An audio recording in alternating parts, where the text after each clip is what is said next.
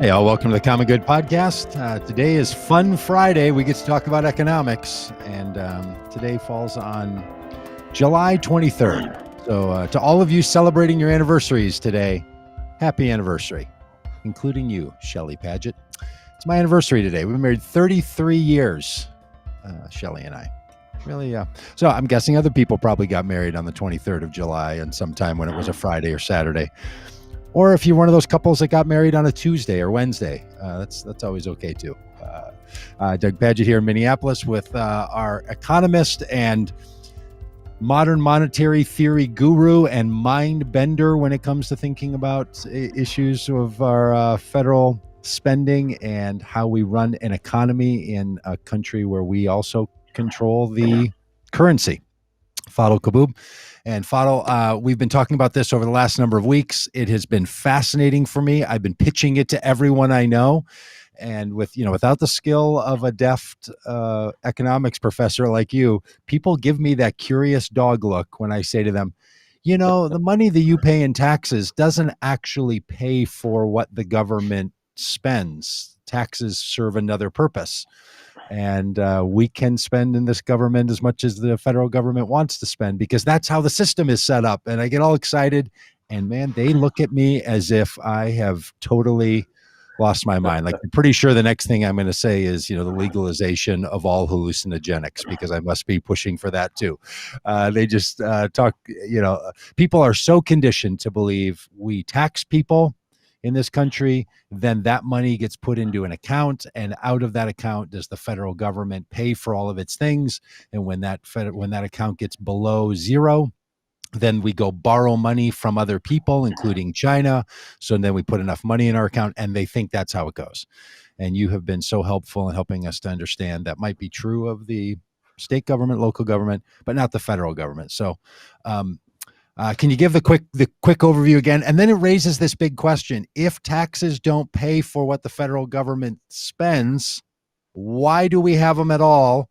And I have listened to this great book called The Deficit Myth, which I'd encourage everyone to listen to. Someone named Stephanie Kelton. She also has great YouTube videos on this and is really well articulated. And then she says, here's why taxes are important. And I find myself less convinced that we need federal taxes at all. And I'm nervous that I'm going to fall down into the, Tea Party taxed enough crowd. So save me from myself before I start saying we don't need federal taxes at all. Well, very good questions, Doug. Well, first of all, thanks for having me back on the show, and happy anniversary.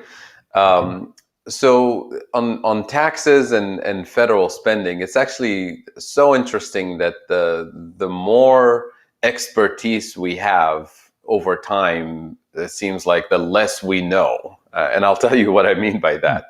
That is to say that societies hundreds and thousands of years ago actually had better understanding of government spending and taxes than most people do today.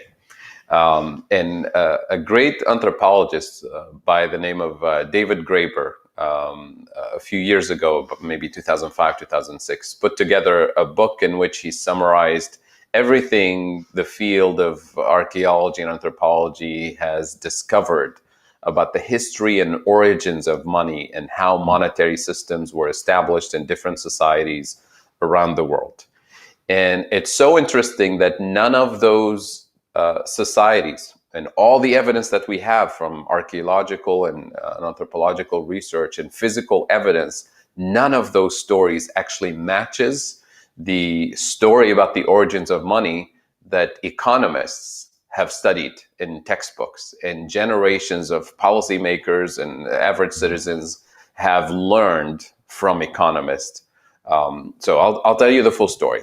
The main textbook in economics that really introduced the story of the origins of money that most people know intuitively now because of culture and politics and everything is that first there was no money, there was a barter system. And that barter system was very inconvenient because you have to have what I want, I have to have what you want at the same time with the right quantity so we can actually have exchange in the marketplace. And as society grew larger and more complex and complicated, it became so inconvenient. So the story goes, society, the market, invented money as a convenient way to facilitate exchange and get rid of the inconvenience of barter. And I underline, the market, not the government, invented money. Much, much later, governments came in as participants in that monetary system. So as users, like everybody else in the system. And then later they took over the control of the money supply and created laws and rules and so on. And you fast forward to the present time. But the key here is that the government didn't invent the monetary system. The government simply took over and participated in it. So the logic means that the government must follow the same logical principles of sound finance that everybody else in the market does, which means you work hard, earn an income, then you spend it. If you want to spend beyond your income, you have to borrow like everybody else. And now you have a debt, so you need to be responsible and pay it back, either by spending less or earning more income or doing both. But you can't just go on forever by borrowing and spending it responsibly. That's kind of the sound finance logic that most people have been taught. So the economist who actually made this story so popular and so deep into economics and politics and popular culture is an MIT economist by the name of Paul Samuelson. He won the Nobel Prize actually at some point in the 70s for other work, obviously. And when he was asked at some point, I think in the 80s, about the origins of money, like where did that story come from? He was so honest and he said, I made it up. He said, I don't know, I'm not. He said, it's logical. He said, probably that's how it happened. He said, I'm not a historian, archaeologist, or anthropologist. Nobody was there to take notes at the time, probably. And he was wrong. There were people taking notes, actually, thousands of years ago and telling us how the system was designed in different places around the world. That's what anthropologists and archaeologists do. They go looking for that evidence. And it turned out that there's plenty of evidence, dozens and dozens of case studies around the world in different societies that actually tell us that nowhere in the world did we find anything that resembles that textbook story that most of us today know. Instead, we found dozens and dozens of cases confirming one consistent, coherent framework that every human society has used to invent money. And that's what David Graeber does in that book, is collect all of those. And all of those essentially tell us in different societies, there's always a group of powerful people. Powerful as in they have coercive power. They can tell the rest of society what to do. They can create rules and enforce them. Let's call that government, right? It's not democratic. It's not like modern day governments, but it's a group of people who create the rules and enforce them. And if you don't follow the rules, you pay for it in consequences, either by losing your property, your liberty, your life in some cases, and so on. So what do those people do? They tell the rest of society, everybody in this community must pay us a tax, we the authority. And if you don't pay the tax, there will be consequences. You lose your liberty, your property, and so on. And then they tell the population the tax must be paid in this specific object that only us, the authority, have access to. We create this thing, we put an engraving on it, we put a stamp on it, we put a particular, we have a monopoly control over the creation of this object. So in order for you to pay the tax, you have to earn it from us first. Right. You have to work for us, build me a palace, cook meals for me, go invade the neighboring community, dig the mines for me, do X, Y, Z, build a bridge, build whatever. So of course it can be dictatorial, it can be more of a public service. It doesn't matter what the organization was, but it was always the object, the physical thing that we call money, was always under the full control of that entity. Let's call it government. In order for the population to pay their tax, pay their debt to that coercive authority, they must do something. And it's usually work that allows them to earn that object that we call money. And it didn't really matter what that object was. It's not anything that has necessarily an intrinsic value like gold coins or anything. It's wooden tallies. It's cowrie seashells. It's all kinds of physical objects that different societies used. But it wasn't any wooden tallies. It was specific wooden tallies with engravings that only that coercive authority, let's call them the government, has access to. Mm-hmm. So the full control of the issuance of money was always with that authority. And when that authority loses its coercive power, loses its control over the creation of the monetary system, that monetary system disappears immediately and society switches to something else. So we have dozens and dozens of these cases. So that's point number one. Point number two, I'll give you an example from the most recent historical and most well-documented creation of modern monetary systems. That's why the label modern monetary system is actually an inside joke. Keynes, John Maynard Keynes, the British economist, said modern as in the last 5,000 years, right? It's nothing that was invented 20 years ago by Stephanie Kelton and the rest of us. This is how all monetary systems were based on taxation. So let me give you the most well-documented cases are colonial taxation systems in Africa that were introduced by the British and the French and so on. And then I'll give you the counterexample of the German colonial taxation systems that failed repeatedly because they didn't know how to create a modern monetary system.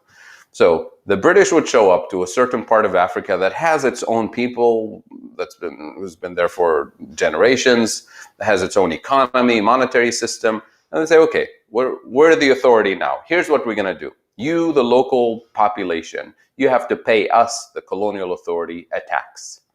And the tax has to be in British pounds.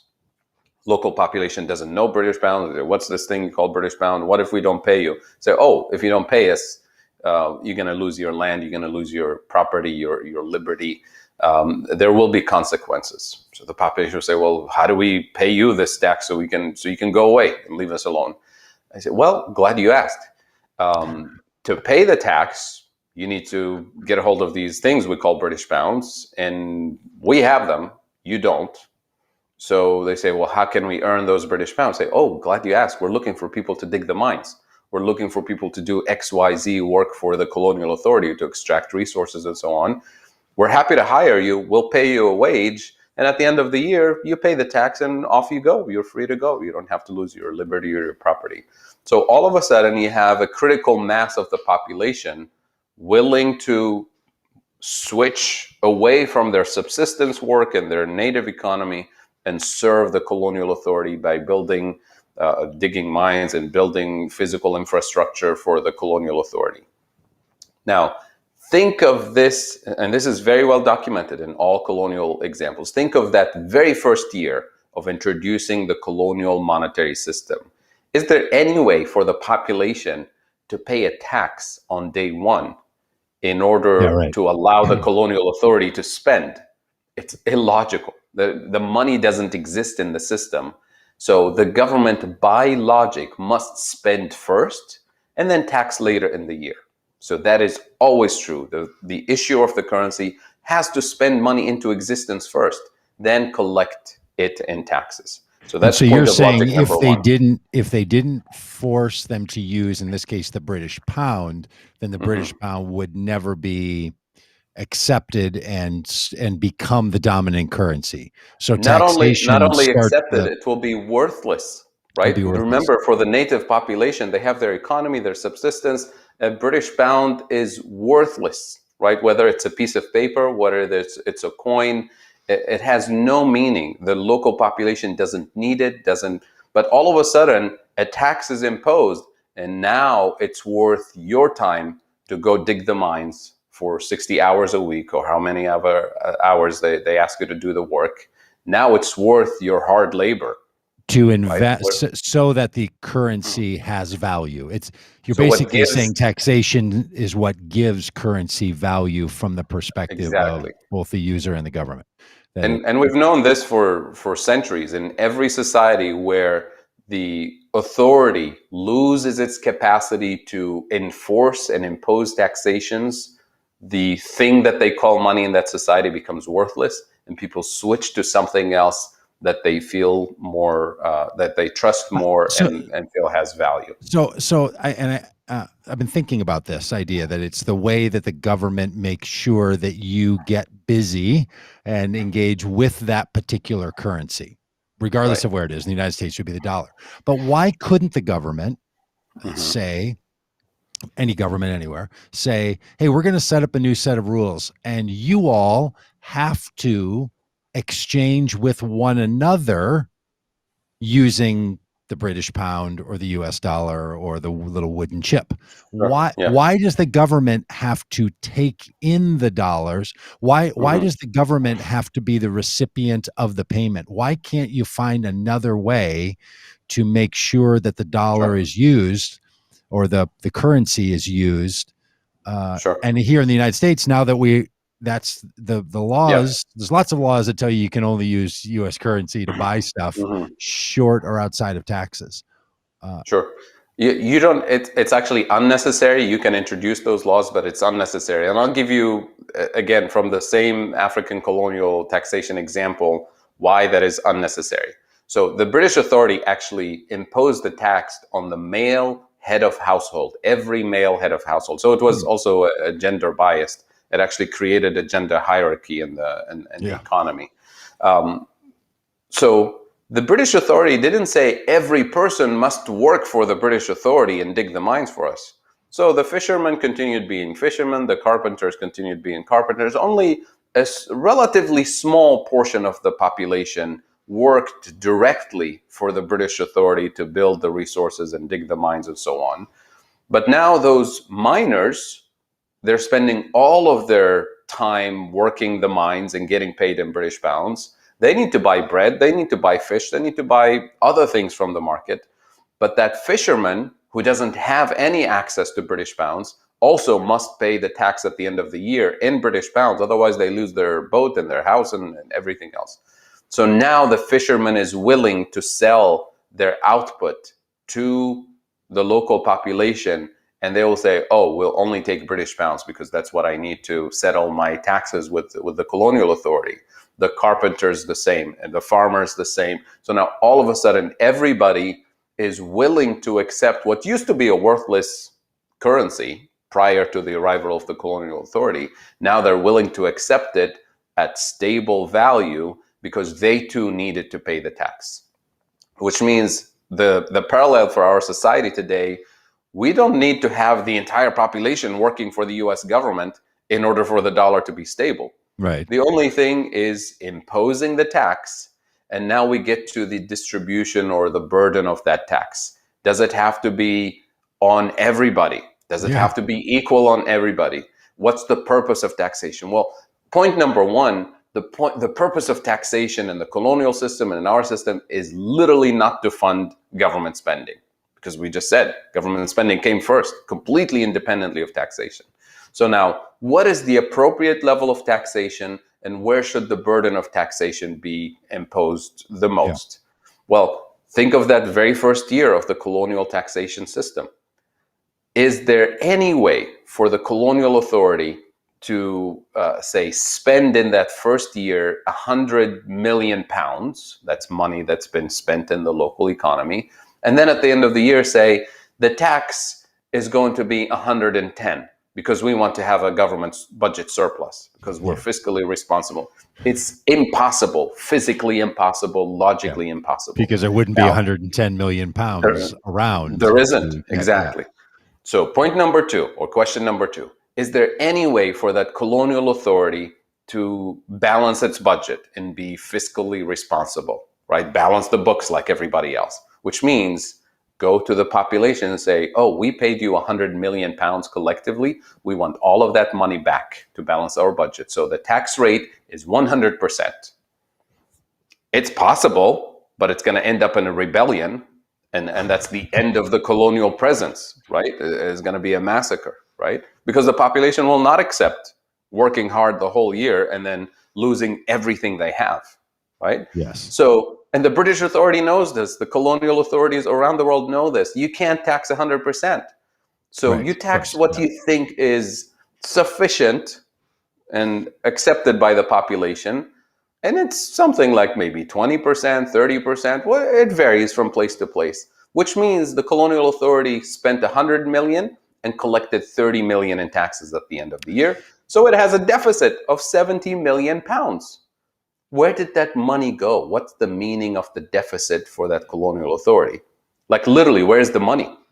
Yeah, It's right. somewhere in the private sector accumulated by consumers and businesses and the fishermen and the other participants in the economy. So literally, that's why at MMT we say literally a deficit for the government is exactly equal to the penny, exactly equal to the Yeah. surplus saved by the private sector. Okay, And so I guess want to what? get back to this. I just got a little Sure, one more hang up here on sure. the need for taxes to be sure that people are going to acquire and utilize the currency that's been introduced.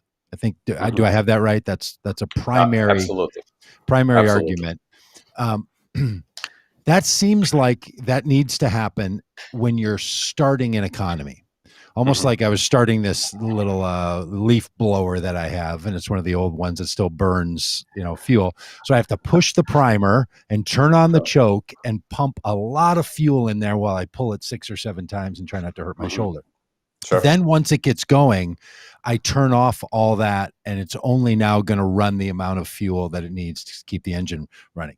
So I get it sure, that you would need to prime a system to get it going if you start introduce a sure. new currency. Yep, But after the currency's been integrated and there's no other yep, currency that can be used, uh, other than taking money out to make sure that when new spending goes in, it doesn't all overflow. I've been using this little analogy of a pool, like a yeah, pool in my backyard, that I'm going to put sure. the hose out there when the kids are splashing water out of our little above ground pool. And I'm going to put some Yeah, in to sort of, if I just keep running the hose, it'll just overflow, and that's no good. And sure. but Yeah, so money's coming, something's coming, making it come out, taxes, something's making it go in because I want to keep the level right. But the yeah, idea that I need to do this so that people use the currency, like in the United sure. States, we have all kinds of way of all the monies that I spend, my tax Yeah, amount is the lowest amount. It seems like sure, that's not necessary. Like we're using the sure. US dollar in so many other ways. Yeah. So help me Well, let me, understand, outside of yeah. establishing a new economy or a new currency in a new I, I economy. like I like your analogies, Doug, but they're not exactly correct. Why? Well, fix them. Because Yeah, fix them. your leaf blower doesn't grow over time. If it grows, it's going to need more fuel. Okay. Your swimming pool doesn't grow over time. If it grows, it needs more inflow of water. The Yes. economy It is that a we live magical in, swimming pool that gets bigger when more kids show up. It's like the Dungeons and Dragons swimming pool, like the bag of holding that gets bigger. Wow. exactly. So the economy does grow, and it Yes. needs more flow, not just in terms of numbers of people, the population, but also Okay. the Okay. economic activity. So you constantly need to do that. So let me finish the Okay. historical Please. Transition, and that will answer this question about the Just growth. wait a minute, So fella. this Okay. is Good. just Good. year one. So I'll give you first of Okay. all the failure of the Germans to colonize many parts of the world. I mean, eventually they did it viciously. But in many parts of the world, the Germans arrived and they thought they were doing more or less the same thing as the Dutch and the French and the British. And they just couldn't understand why the local population wouldn't agree to dig the mines for them and do work for them. It's because they never imposed a tax on the local population and they let them continue using their native currency, their native economic system. Um, And they were like, your presence here is just, a bother, but it doesn't really do anything to force us to I see. quit our economic system. So eventually they discovered it. They copied the British and everybody else. So now fast forward that British colonial story that I gave you 50 years forward. Year after year after year, the British authority is spending 100 and taxing 30, spending 150 and taxing 40, spending 200 and taxing 55, something like that. So year after year, there's a deficit and a deficit and a deficit, and that accumulates over time. That's what we call the national debt from an Yep. accounting sense. It's the summation of all the previous deficits. And all of that deficit is the flip side or the mirror image of a surplus being accumulated by the private sector.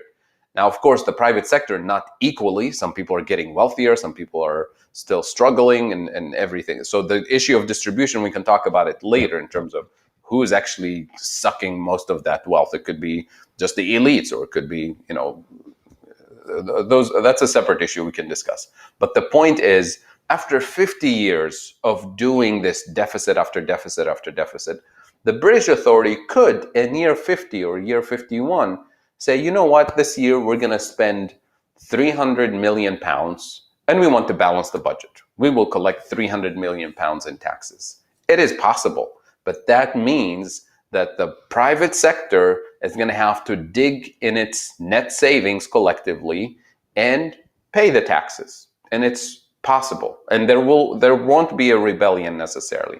Is it possible for the British authority to say, we want a surplus of 10 million pounds this year? Sure, they spend 300 and they tax 310, right? It is possible and it does happen. But can they do this continuously, year after year after year for the next 50 years?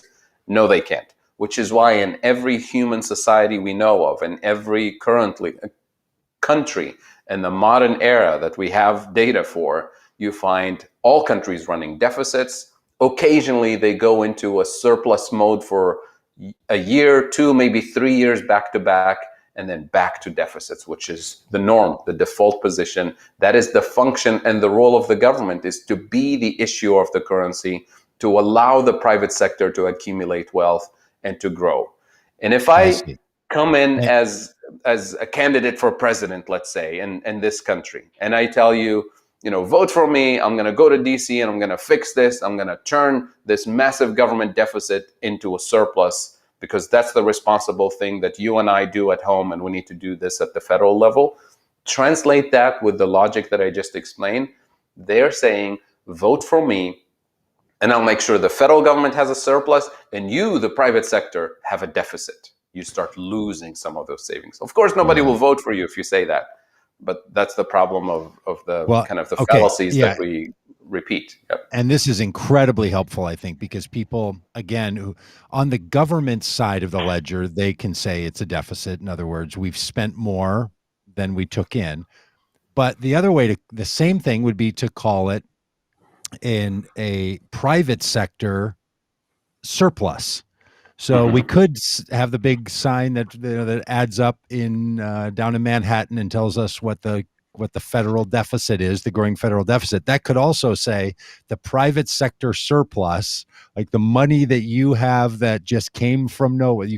It's growing and growing and growing and growing. That's literally another way to describe the same thing, right?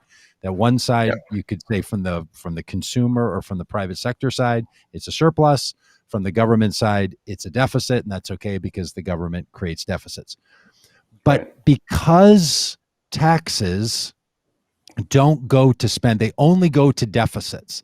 If people became comfortable saying, okay, we're going to have a deficit, like we're not going to have the argument anymore. Wouldn't this be a great day when we could stop having the argument about deficits and let the conditions on the ground determine if deficits are important or not, but not to give them moral value or some sort of haunting narrative. After we got comfortable with there being deficits, would that change the narrative of taxes? Because it feels like what's happening in the political system is we basically tax people so that people feel better about the federal government not having not having a deficit. Like that seems to be one of the driving forces right now in the infrastructure argument.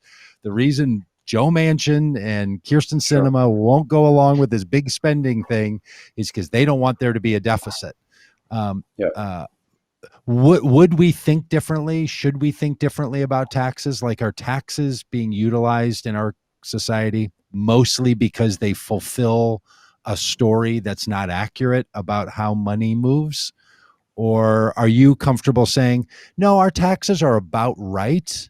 Now, I'm not saying the distribution of them, or are they more enriched or not, but the amount total that we take in taxes versus the amount the government spends. Is that about right?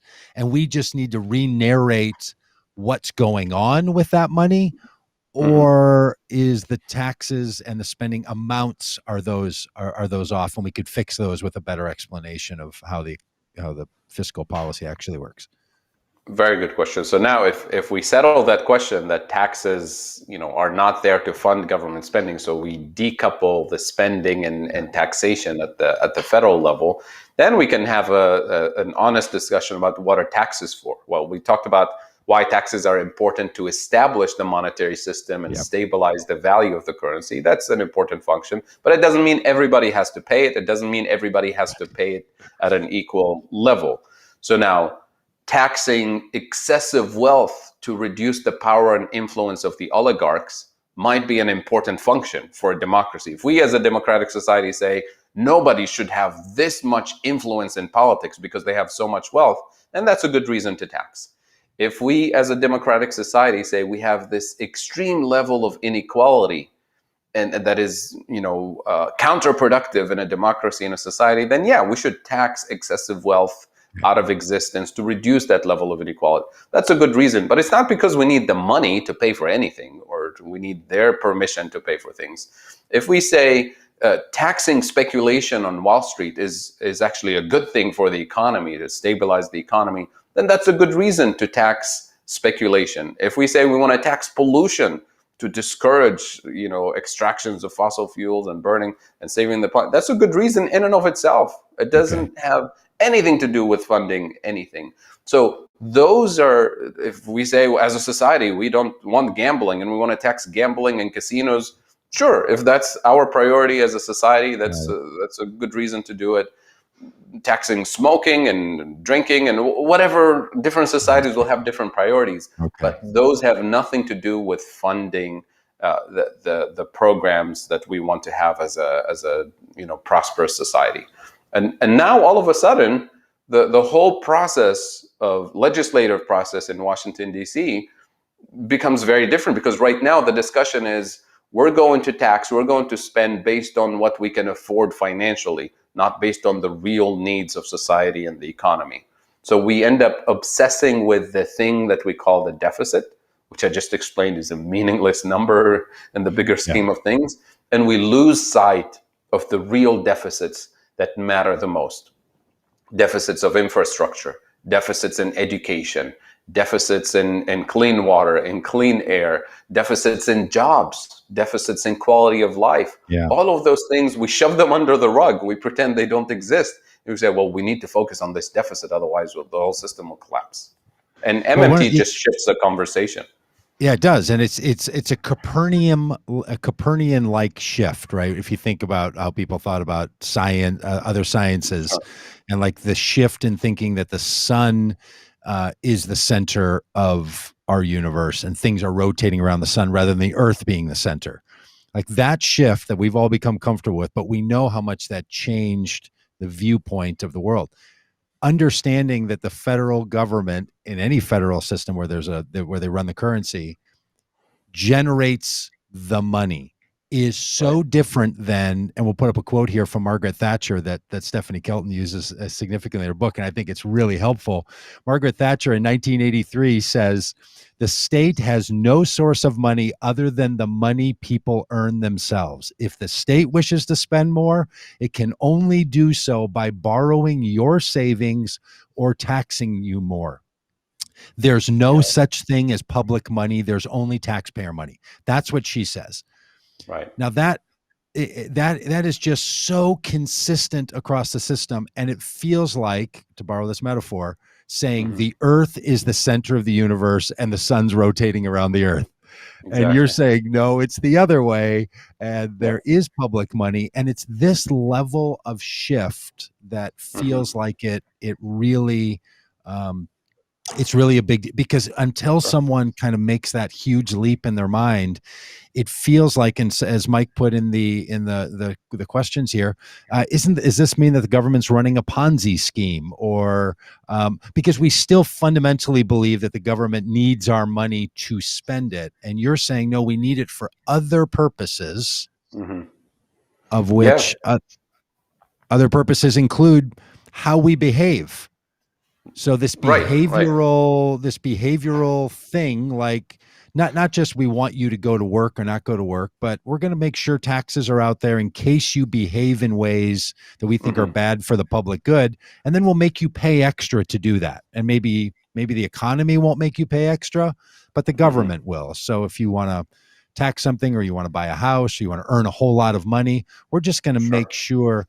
So that means that these legislators who are setting tax policy are actually having to think about social impact and social influence over the next 30 to 50 years, which feels like a really hard thing for some, some fiscal conservative congressperson to have to figure out when they're looking at a taxing bill. Well, not necessarily, and we're trying to help them, still think in a conservative way. You can still be a conservative, but if you're a conservative today and you're thinking, for example, of the prison industrial complex, the incarceration system, and you're thinking, well, we need to put these people in prison and punish them for their sins and make them pay and all that, some of the work that I've been doing with my colleagues here in Ohio, Pennsylvania, and West Virginia is actually look at the direct cost of incarceration and then the social cost associated with incarceration, the blood, money, and tears that the rest of society is paying as a result of recidivism and family breakdown and generations of people trapped in poverty and things like that. And it turns out for every dollar we spend on incarceration itself, society spends $10 on average on those hidden costs. So that is extremely expensive for a society. If I'm fiscally conservative, I want us to spend less on this crime and punishment system, on this kind of Band-Aid solutions. And I'd rather spend half of that money that we as a society are spending collectively on things that will actually reduce crime and put people into an upward mobility cycle, a virtuous cycle, as opposed to this vicious cycle. I'll give you another example. And again, Ohio, Pennsylvania, and West Virginia, we did this study recently looking at the cost of the opioid crisis. And we just looked at 2019, and the numbers will blow your mind. 2019, the cost of mortality and non-mortality costs associated with the opioid crisis in just the 3 states, only in 2019, is $87 billion.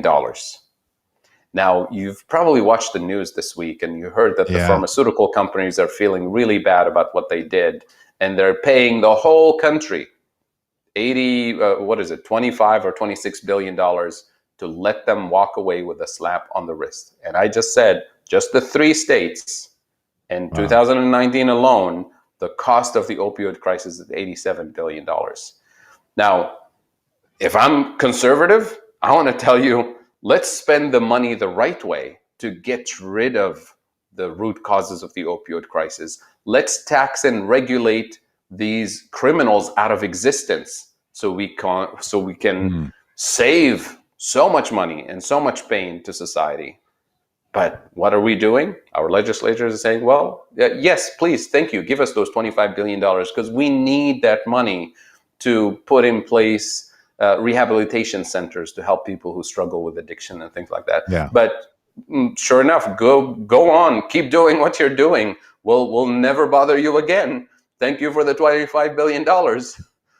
And now that's a whole other way of looking at things.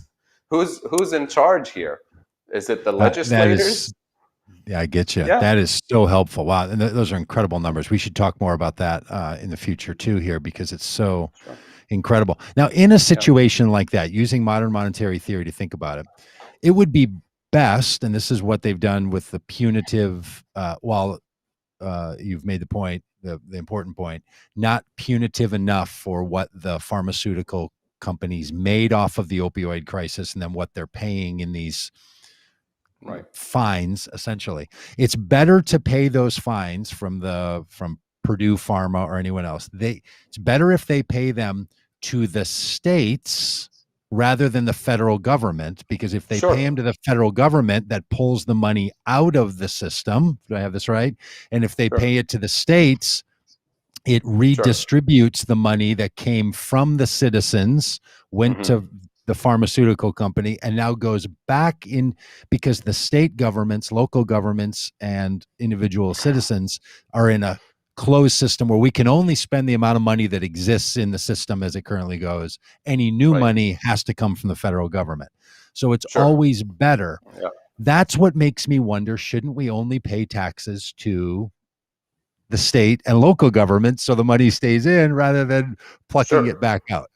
Yeah, pay at the local level. Your states, your municipalities, they need your tax revenues. But what we're saying is that the federal government has abdicated its responsibility to spend on the key things and to tax and regulate the key things, like taxing and regulating the power of the pharmaceuticals.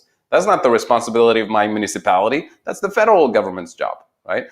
Spending on infrastructure, broadband, investing in clean technology and all of that. That's not the responsibility of my municipality. There's no way we can raise enough tax revenues to make these advances. That's the responsibility of the federal government. But when the federal government neglects its responsibility, abdicates its responsibility, of course, the burden falls on consumers, on local residents, on tax authorities, and they muddle through and do what they can. And it's just not the best way to run a system. Right, like we've gotten into this On, thing here where I live, where they're to build new highways, expand them. They want to make toll roads out of them, or like high volume number of people in sure, your car passes that you pay for. I'm like, and then we also have to build our own, like the federal government could build these roads as a contribution to the common good rather than right. taking the monies that we currently have. So can I ask you this one? Fiscal conservatives always talk about the best thing to do is to grow the economy, not Mm-hmm. government spending, grow the economy. But what you've helped me Right. understand, if I have this right, and fix my analogy if it's wrong, Sure. the only way to grow the economy is for the federal government to put more money into it, because everyone else is circulating the amount of money that exists, Mm-hmm. and that doesn't get any bigger. The only way the economy gets bigger is if new dollars come in from the US federal government. Is that Right. And true, that that's the only way the economy grows? Or does it grow yeah, by other but kinds of debts or something but that's sure, but here's to go back to your example of the local municipality or state needing to build highways or infrastructure, or whatever. Then you have companies like Amazon, coming in and dangling a little bit of money and saying, we can move a headquarter right here, or a basketball franchise, right? yeah. We can move our franchise in your state and create all of this economic activity to grow your economy, and you'll be able to generate tax revenues to pay for that highway or for that bridge or whatever.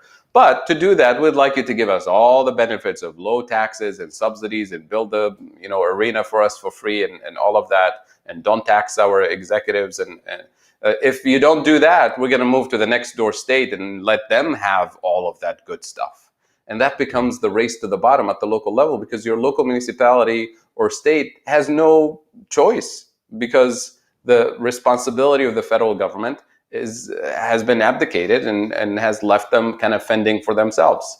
Now, if the federal government built that infrastructure and built the resources that are needed, bridges, broadband, funding education, and so on, all of those local authorities will look at Amazon and say, well, we're actually doing fine. If you're coming in, would love to have you here, but you're going to have to, meet these Yeah. standards. So you have bargaining chips as a state with companies like Amazon, but right now they are in the driver's seat, so to speak, and states and municipalities are begging and doing whatever they can to attract these companies to their states. The other thing about fiscal conservatism that really makes sense to a lot of fiscally conservative people is the following: wouldn't we rather, as a society, spend a little bit of money up front on schools and after school programs and summer camps to inspire kids with music and theater and science and technology, or not do that because we don't have the money, because it's too expensive, and then 15 years Mhm. later pay for it by building prisons and dealing with the opioid crisis, and pay for it 10 times Yeah. the initial investment in people and communities, and lost productivity and lost contribution to society and family breakdown. That whole, if I'm a fiscally conservative, I'd rather spend money the right way from the beginning than have to pay 10 times more later, Yeah, in for terms sure. of well, not just money, blood and tears, as I say. So it's common sense, like preventative spending. Wouldn't you rather fix the leak in the roof or have to, demolish the whole house after 5 years of water damage and so on. Common sense. This is really what we're talking about. And paying for those initial investments is very burdensome for local municipalities. But for the federal government, that's part of your responsibility. Public money for the public good, for the common good, For the common not taxpayers' money. The narrative that you put on the screen earlier from Margaret Thatcher. Yeah. It's the And, public and, purse. It's public money for the public good. And it wasn't just Margaret Thatcher. That was part of a Sure. full on, like, Milton onslaught that Reaganism and our whole Sure. economy is bought into that narrative. The only money that exists is yours, and the government's going to come take it from you to spend on its own agenda rather than you spending on yours. You hear politicians say all the time, you know how to spend your money better than the government does. And this MMT has made me say, yeah, that's true. You get to spend your money, and the government spends other money on the things that it thinks is important. It's not spending your money. Right. Is there a way to grow the economy other than the federal government putting new monies into the economy? Is that the only way that economies grow? No. There are other ways, because How else? economic growth can happen via banks lending money to start businesses and build infrastructure and so on. And this is where sometimes some people say, well, the MMT story doesn't make sense because most money creation is via banks. Well, how do banks create money? Banks don't print money. It's illegal, obviously. They go to prison for a long time. But they legally are allowed to create money out of thin air. And the only way they can do it is by having an actual banking license from the federal government, typically, that allows them to engage in that activity. And that gives them a substantial capacity to actually inject new money in the system and to direct it in areas where they see opportunities for job creation, economic growth, and so on. And that initial banking license system that all governments have created was really for the purpose of not having the government micromanage every loan decision. Can you imagine if we needed the federal government to decide on every single piece of economic activity, who gets what and who builds what? That's why we outsource that activity, so to speak, to banks and say, you micromanage at the local level which businesses are responsible, which people are, have good business plans and so on, and you manage the risk and so on. And we'll give you this authority to serve the public purpose so that economic growth is actually the money that you're creating via these loans is actually going to productive purposes, creating jobs, growing the economy, making us wealthier, more prosperous, and so on. But over time, we forgot that the federal government actually has that authority to give those licenses to private banks and to mandate that their activity needs to actually be useful for the public purpose, like creating jobs and building industry and so on. And over time, those banks realize that they have so much of this power of creating money, and they can use it for speculative purposes to accumulate massive amounts of wealth and exclude a large portion of society, the poorest people, from having access to financial services, from having access to financing homes at reasonable prices, financing all kinds of things. And on top of that, the fiscal authority abdicated its responsibility to spend directly in the most neglected areas that wouldn't even qualify for bank loans, right? And those are areas of infrastructure and education and support for the most vulnerable people. So we've given up the responsibility of the federal government to spend in the most neglected areas, and we've handed the keys to private for-profit banks, and we told them, go do as you please. And now we have the system of inequality and socioeconomic exclusion. What MMT is reminding us is that the federal government has the capacity to tax and regulate those corporations, the banks, and also has the capacity to take those licenses, banking licenses, away from them if they don't comply with serving the public purpose. And you could, as the federal government, take that banking license and hand it to, I don't know, USPS, for example, which used to be a public bank, by the way, or hand it to Postal Service? local. The United States Postal Service was a bank? It was so successful that they had to lobby to shut it down because it served immigrants and the poor, and it wasn't abusive and extractive. across the whole country. Most When I didn't know countries, that. When was the United States Postal Service in the financial services business? Like, oh, for decades. I don't remember the exact dates. Maybe somebody can look it up. But sometime during the huh, Great Depression, the 1920s and 30s, all the way to the early 60s, I think, when they had to shut it really? down. Yeah, Huh. absolutely. And now they've And run that and thing in. Yeah. How and about there's a that? whole movement, by the way, right now. So that jump started again in 2008, 2009, calling on the federal government to allow the post office to be a public bank. And it's not like an American invention. Most countries around the world, the post office is also a bank. I had no It idea. does sure, it does public basic banking services, checking accounts, savings accounts, wiring money transfer at very low fees or no fees at all. If anything, today it's even the technology of payment systems and so on is much more efficient. And the reason why we say post offices, because post offices don't set up shops in the wealthiest neighborhoods and exclude Yeah. the rural areas. There's a post office everywhere. It's part of democracy, Yeah. right? Part of democracy to have access to information. That's why we put them in the middle of nowhere so that people can have access to a newspaper, can Yes. get mail delivered and so on. But today we live in a financialized economy, and we're excluding millions of people, literally millions of people, from having access to the financial system, right? And Especially this is people what people working. talk about when they talk about politicians talk about banking reform, right? This is part of that overall question. Uh, So, part of it, yeah. There's a whole movement. Even the Postmaster General of the USPS has issued a white paper a few years ago specifically on postal banking and saying we're essentially ready. We can do it. We've done it wow, before. We know how to do it. Just let us do it. that blows my Um, mind. It's hilarious. I yeah. don't know why I think that's so. It just feels like those are the most opposite of parts of our economy, right? My experience at the Well, post guess office and my who's gonna experience be? at a bank. Guess who's opposed to it? It's the Banks. local payday lenders. That's right. Banks and the local payday lenders who Payday, actually yeah. thrive on prey on the poor. So there's lots of different ways to organize the financial system to serve the public purpose, to be inclusive, to actually grow the economy. But there is also the way that accumulates excessive amount of wealth to the top 1%, and that happens to be the system we currently have.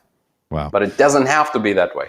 Okay, so one more clarification. Thanks for that on the screen, Dan. If you're watching on the live stream, you'll see a quote about the post office and payday lenders. So if you're only listening on the audio, sometimes you get a little bonus on screen. Hey, Fadhel, let me just confirm this one. When banks generate money, make money out of nothing. Thinking, Dire Straits song here, "Money for Nothing." Right. They make money out of nothing. They're not producing it though. The Federal Reserve is producing it, and Sure. and they are managing it. So Yeah. even not to be overly particular or picky about it, but even when banks generate money, which is not government spending but bank lending, that's still Mhm. coming from the federal government, right? So And all growth of yeah. the economy only comes from the federal freeing dollars either through banking or through spending. Would that be the accurate way to say it? Yes, and to give you a little bit of more detail so that people understand what we're talking about here, when you apply for a bank loan to buy a car, to buy a house, they make you sign a lot of documents, right? Those closing documents. One of them is really the key document to what we're talking about here, and it's called the promissory note. And that promissory note literally says, "I promise to pay you back," right? Yeah. Under these terms and conditions. And if I don't pay you back, who's going to enforce that commitment? It's going to be the federal government. You can actually send me to prison. You can take my house. You can take my car if I, don't honor that commitment.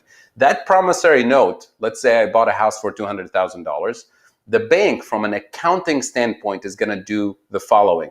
If people are familiar with accounting, you have assets and liabilities on both sides of your books. The promissory note, which is worth $200,000, and I signed it, and it's valid and everything, is now an asset for the bank. So their assets just went up by $200,000 just because they approved my loan. And the $200,000 that I get are now a liability on the bank's balance sheet, because that's money that they no longer control. That's money that I'm going to pull out the next day and pay for the house. So they just increase their assets and their liabilities by the exact same amount. And there's nothing, literally nothing, stopping them from growing the assets by a billion instead, and their liability by a million, right? So they just increase the amount of money in the system by much more. The only thing that stops them is their legal responsibility to make sure that I'm actually good for $1 million loan instead of 200,000. That's Mhm. their job, is to make sure that the money that I'm borrowing to spend is actually going for a good purpose, to start a business, to build a factory, to hire 50 people to work in that factory.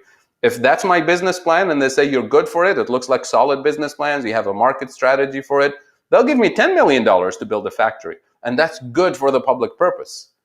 But if they think that I'm not really good for it, but it's okay, they can give me $10 million, because the next day they can take that promissory note for $10 million and sell it to a Wall Street bank to speculate with on Wall Street.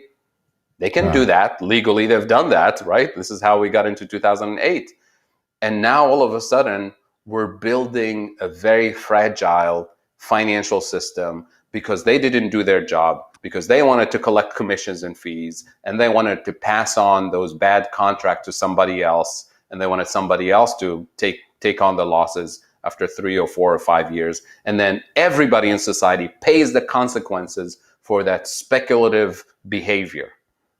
And the only way to prevent it is to have regulators making sure that banks are actually doing their job, which is giving solid loans to solid customers to grow the economy, to increase housing, to improve infrastructure, to improve technological innovation. And they're doing it responsibly, in a prudent way, responsible way. And that is really why MMT tells us, yes, banks can create money and they can serve the public purpose, but that story has been abdicated to them for a long time, and we've given up the responsibility to tax and regulate and supervise, and now we suffer the consequences. So when a person borrows money from a foreign bank, I think about the former failed president and failed blogger Donald Trump, and has lots of his debt sitting over in Deutsche Bank. So now the Deutsche Bank is outside the U.S. system. How does a foreign bank or any foreign investment influence the size of our economy and the rest of this? Is it they're really using US dollars, so even though they're a foreign bank, it's really part of our whole economic system? Or No, is there once they have a presence in the U.S., they have to follow U.S. laws. And the fact that they're Deutsche Bank and not Goldman Sachs really changes little, nothing? because it's really the responsibility of the Fed, the SEC, the 535 people we elect in D.C. who actually are called lawmakers and regulators. It's their job to make sure that those financial institutions are doing the right thing. But when those 535 elected people are brought to you by super PACs funded by Wall Street and Big Pharma and insurance companies and oil companies, they're going to listen more to their lobbyist than you and I. And their lobbyists tell them, if you want to grow the economy and have prosperity and have the American dream for everybody, you need to tax us less, you need to regulate us less, and let us do the things that we know the best, which is do this whole thing on Wall Street and create money and create wealth and create jobs. And if you let us do this, we'll support your campaign.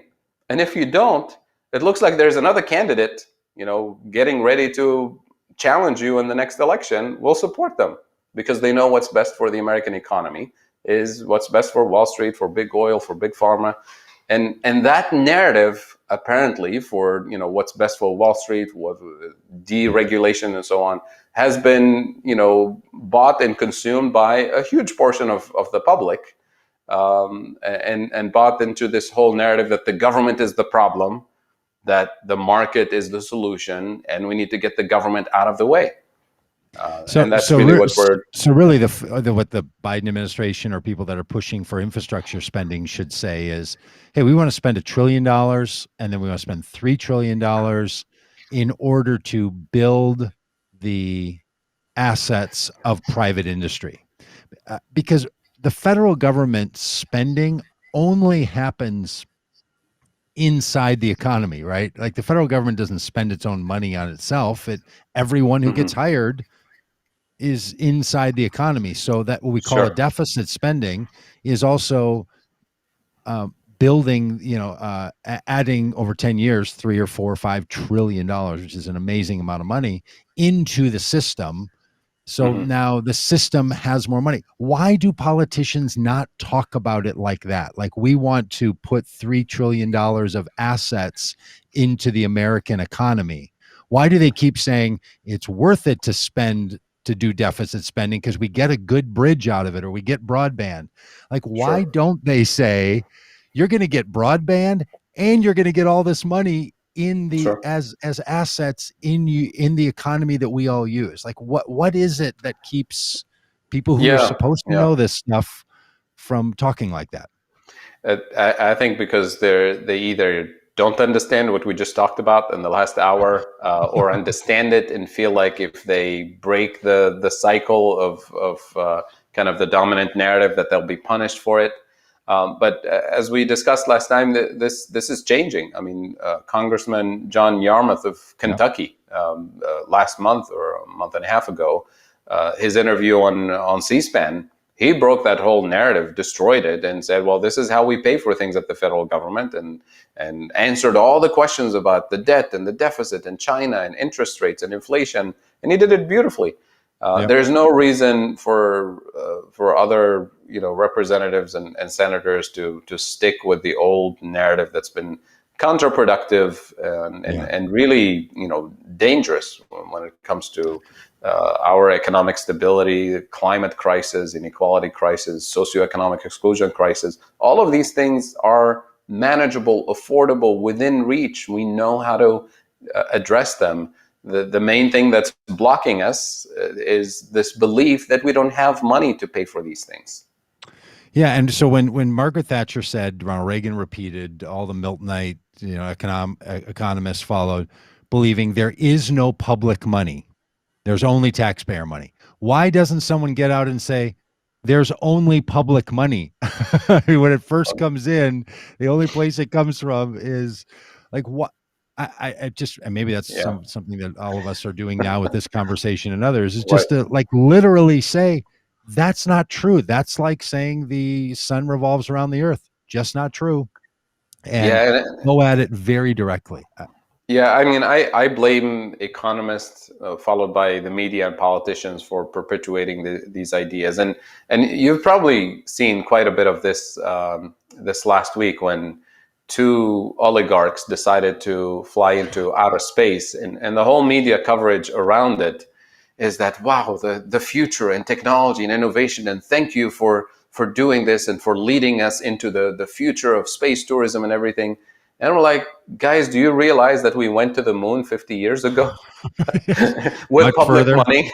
Yeah. And that these guys are literally half a century behind public investment in research and innovation and technology, and that they're actually reaping the benefits of everything the public sector, public universities, public institutions have created for the rest of us to enjoy.